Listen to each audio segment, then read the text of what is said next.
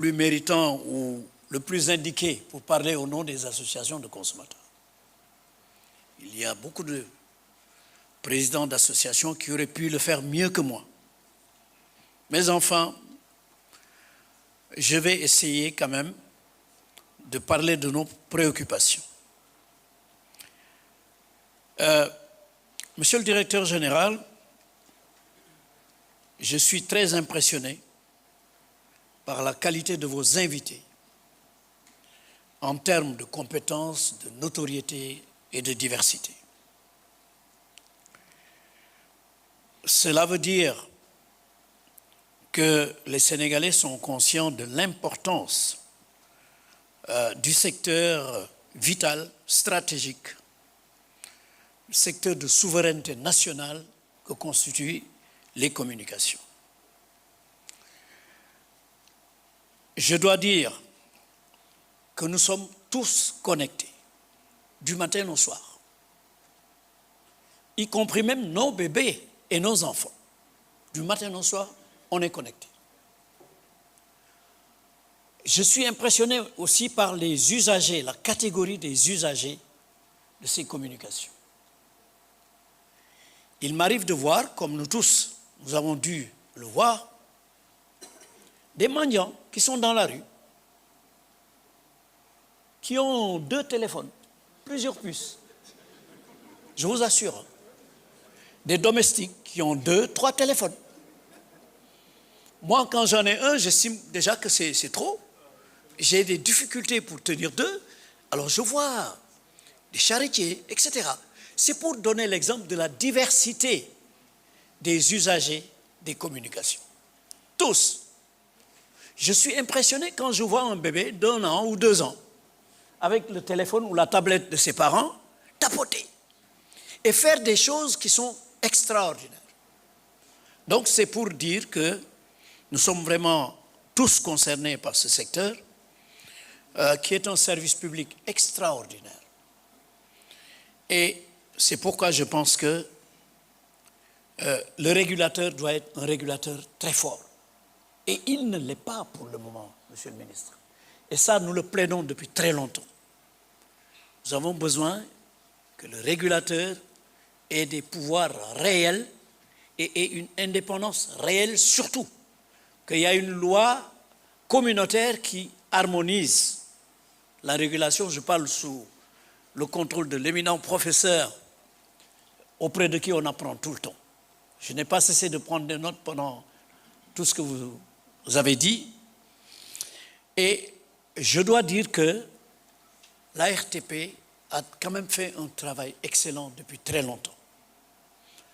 Quand je vois ici les anciens directeurs, les anciens présidents du comité de surveillance, je vois par exemple M. Sek Goumalo qui est là, et d'autres qui ont écrit de belles pages dans la régulation au niveau de la RTP, quand je vois les responsables du fonds de développement, etc., je dis que ce secteur concerne tout le monde. Nous sommes tous concernés.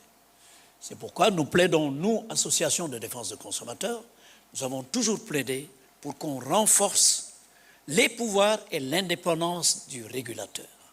C'est important. Il est temps qu'on cesse d'avoir un régulateur qui peut être nommé et enlevé et révoqué ad nutum, c'est-à-dire à tout moment. Ça, il est temps que ça cesse. C'est pourquoi nous le plaidons auprès de vous, Monsieur le ministre. C'est important. Parce qu'actuellement, qu'on le veuille ou non, il y a de la co-régulation. C'est de fait. C'est de fait. Même si les textes ne le prévoient, même si vous le plaidez, Monsieur le professeur, il y a une co-régulation. Parce qu'il nous arrive, nous, associations de consommateurs, pour certaines questions, d'écrire à la RTP, qui nous dit, mais attention, c'est la BCEAO. Nous écrivons à la BCEAO. Parfois, on dit, c'est la CNRA. On écrit à la CNRA.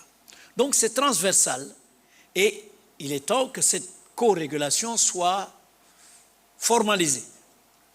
Donc ça, c'est une demande très forte que nous faisons. Nous avons plusieurs préoccupations parce qu'il il faut instaurer une nouvelle régulation en tenant compte, en s'adaptant aux nouvelles technologies. Donc, il faut que le régulateur fasse une veille technologique accrue et il faut également favoriser la concurrence parce que c'est ça qui permet de stimuler l'innovation et de faire baisser les prix. Il faut qu'on arrête de nous dire on est les moins chers de la sous-région. Je vois quelqu'un qui n'a pas agité un drapeau blanc mais qui est là. Donc, il faut qu'on cesse de nous dire cela. Ce n'est pas un argument pertinent.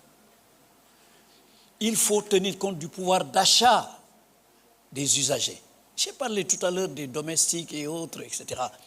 Il y a énormément de choses. Il y a le télétravail, il y a la médecine, même la médecine traditionnelle qui utilise les communications. Il y a des gens qui vous disent « je vous soigne à distance ». Je vous assure.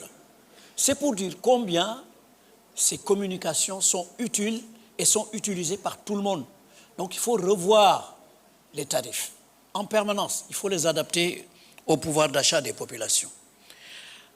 Il faut aussi renforcer la protection des consommateurs. Et pour cela, il faut capaciter les associations de défense des consommateurs. Nous ne sommes pas les seuls acteurs, mais nous avons été toujours là depuis des décennies. C'est pourquoi j'ai parlé de M. Goumalosek et d'autres. Nous étions là, nous avons toujours été là. Et nous avons toujours fait du bénévolat pur et dur. Et ça aussi, ça doit cesser. Parce que ça fait au moins 10 ans que l'État dit, dans les textes, qu'on doit subventionner les associations de défense des consommateurs. Parce que nous n'avons pas le droit de recevoir de l'argent des producteurs de biens et services. Sinon, vous n'êtes plus association de défense des consommateurs. Qui doit nous financer nos activités? C'est l'État ou les démembrements de l'État comme la RTP, qui nous donne quand même une subvention, qui est la seule à nous donner vraiment une subvention conséquente. Et nous demandons plus, évidemment. Mais oui, il faut qu'on nous donne les moyens de faire ce travail qui est une mission de l'État. La défense des populations incombe à l'État.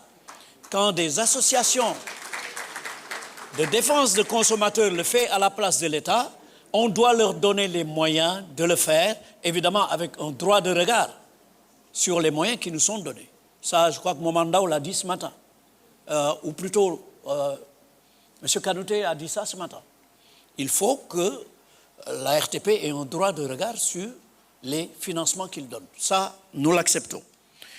Il faut également donc renforcer les associations de consommateurs en capacitation, en moyens, mais également il faut des sanctions qui sont dissuasives et il faut la simplification des procédures de réclamation. Ça également, nous le demandons. Nous demandons aussi la protection des données personnelles. Ça, c'est extrêmement important.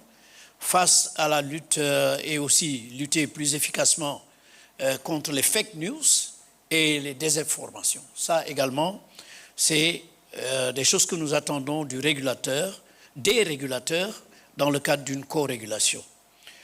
Il y a également l'intelligence artificielle. L'intelligence artificielle demande à ce que le régulateur, qu'il y ait un cadre réglementaire plus clair qui puisse garantir le développement responsable de cette technologie. Et enfin, il faut une neutralité de l'Internet. Une neutralité, c'est-à-dire les gens qui utilisent l'Internet, qu'il y ait un accès équitable à l'Internet pour tous, afin de préserver l'innovation et la diversité des contenus en ligne. Voilà un peu, Monsieur le ministre, Monsieur le directeur général, ce que je voulais dire pour le compte des associations de consommateurs. Encore une fois, qui ne m'ont pas choisi pour les représenter. J'ai été choisi de façon peut-être assez affective, mais je crois avoir rempli quand même la mission d'avoir parlé à leur nom. Je vous remercie infiniment.